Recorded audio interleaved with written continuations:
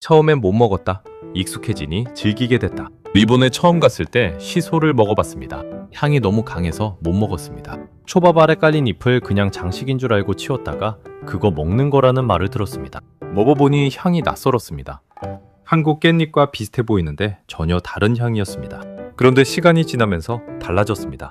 시소향에 적응하니 오히려 좋아지기 시작했습니다. 익숙해지면 즐기게 되는 향이었습니다. 나중엔 펩시콜라에서 시소맛 콜라를 일본에서만 판다는 걸 알았습니다.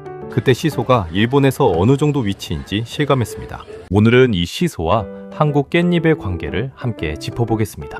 일본 한정판 음료의 상징 펩시콜라 시소맛. 펩시콜라 시소맛은 일본에서만 팔았습니다. 콜라에 시소향을 넣는다는 발상 자체가 일본이 아니면 나올 수 없는 제품입니다. 이것은 시소가 일본에서 단순한 허브가 아니라는 증거입니다. 처음엔 향이 강해서 못 먹었는데 익숙해지니 즐기게 됐고 결국 펩시콜라에서 시소맛 콜라를 팔 정도까지 됐습니다. 깻잎과 시소 비슷하게 생겼는데 향이 완전히 다르다. 깻잎과 시소는 생김새가 비슷해서 같은 것으로 착각하기 쉽습니다. 그런데 맛과 향이 완전히 다릅니다.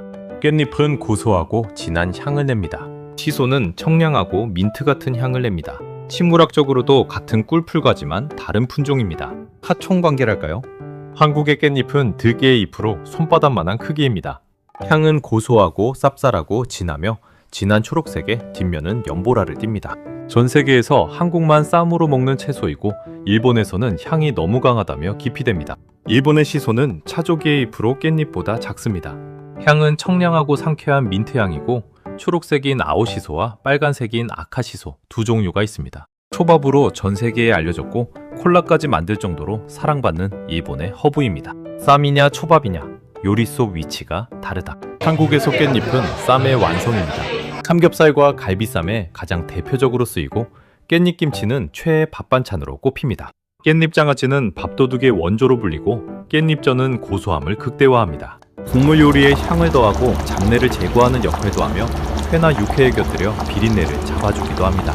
일본에서 시소는 초밥의 완성입니다. 초밥과 회 아래 깔려 항균과 소독 역할을 하고 우메보시라는 매실장아찌에는 빨간 시소가 필수로 들어갑니다. 시소튀김, 즉 덴뿌라로도 즐기고 소바와 우동에는 채 썰어 토핑으로 올립니다. 냉두부에 올려 여름철 청량감을 더하기도 하고 시소 주스로 새콤달콤하게 즐기기도 합니다. 흥미로운 반전, 한국도 옛날엔 시소를 먹었다. 한국도 원래 차조기, 즉 시소를 먹었습니다. 삼국시대 이전부터 재배했고 15세기 문헌에도 기록이 있습니다.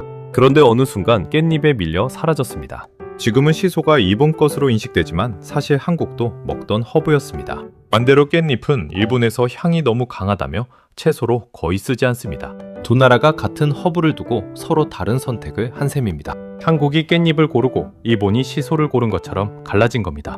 익숙해지면 좋아진다.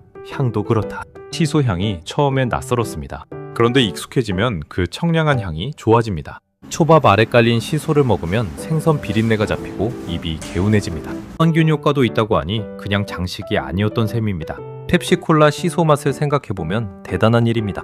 콜라에 허브향을 넣는다는 발상 자체가 그 허브를 얼마나 사랑하는지 보여줍니다. 지금도 파는지 모르겠지만 그 콜라 한 캔이 일본과 시소의 관계를 가장 잘 설명해주는 것 같습니다. 같은 조상, 다른 선택, 다른 음식 문화. 정리하면 이렇습니다.